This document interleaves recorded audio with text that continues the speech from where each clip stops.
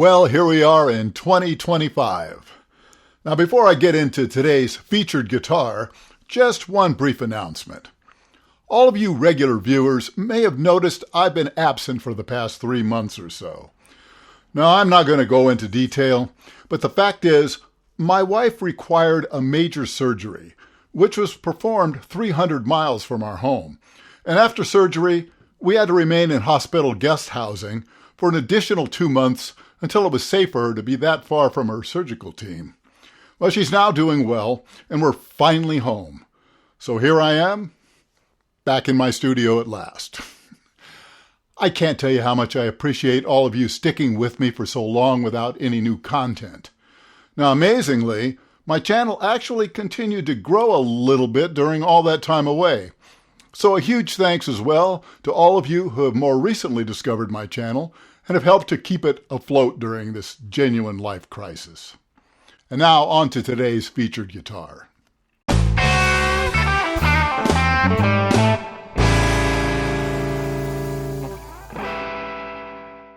The Kalamazoo made solid body Epiphones were the Epiphone models I was most familiar with when I was a teenager.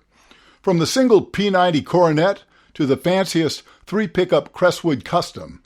And I knew excellent players who played them back then. In the late 60s, I briefly owned a cherry red Coronet, which was unfortunately stolen before it ever saw the stage. I was a little late to the party when it came to Epiphone's 150th anniversary models. But I liked the 150th anniversary Sheraton so much, I hung on to one. And it had me wondering if the other models in the collection are anywhere near as good. Now, none of the models are inexpensive for import Epiphones, but this week I'm taking a look at the least expensive among them. Now, this guitar is, of course, based on the '63 Wilshire, which had the mini humbuckers, a pickup I've always enjoyed for their tight, focused sound. Now, this model has the same quality Gibson USA mini humbuckers as my Sheraton, and they're quite nice pickups.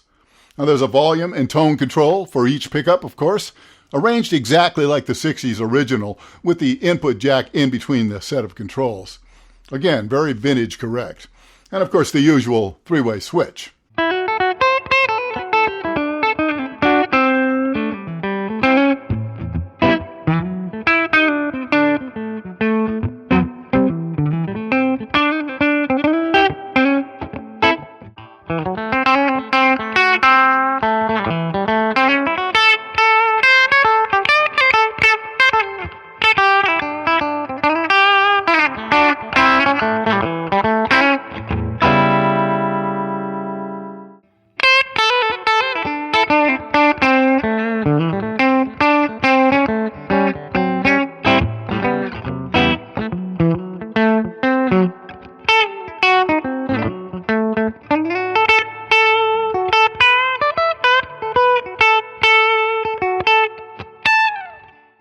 Now, specs are pretty standard Gibson, with the 24.75-inch scale and the 12-inch fingerboard radius.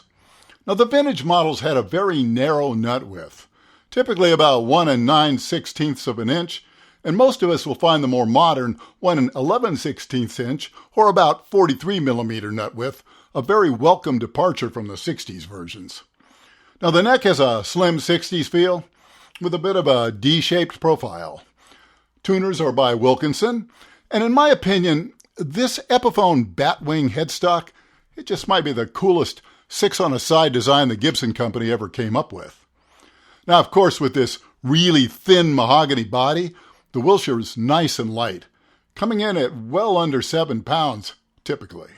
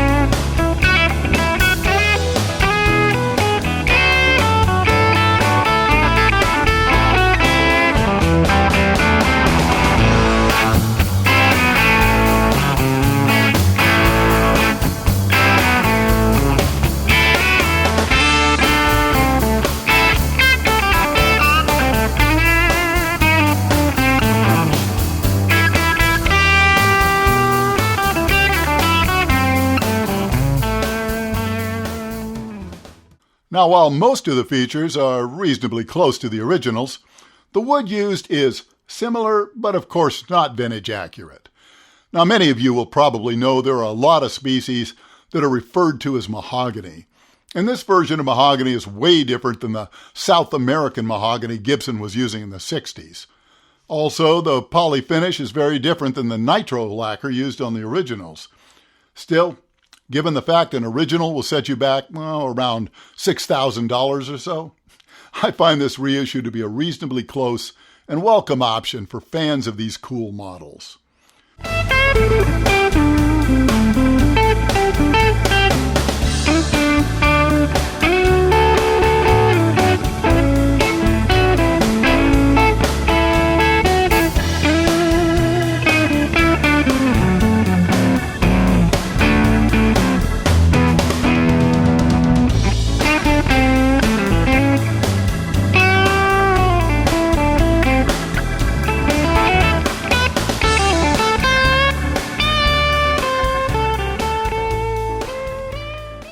At $900, it's one of the more expensive solid-body Epiphones. But it does have top-quality electronics, more than decent hardware, a nice hard-shell case, and the fit and finish is actually quite good. The fretwork and setup also seem a little above average for the brand, which should be the case at this price point. But if you're looking for the very best value out there, well, I don't think anyone will be buying these to get the most for their money. Still, if you're a fan of the originals, or just like the style, or if you're like me and tend to prefer the Epiphones that draw on their own heritage rather than the Gibson copies, well, there's plenty to like here. Well, thanks so much for watching, and thanks again for sticking with me through this challenging time. And don't forget to like this video, subscribe if you haven't yet, and I will see you again very soon.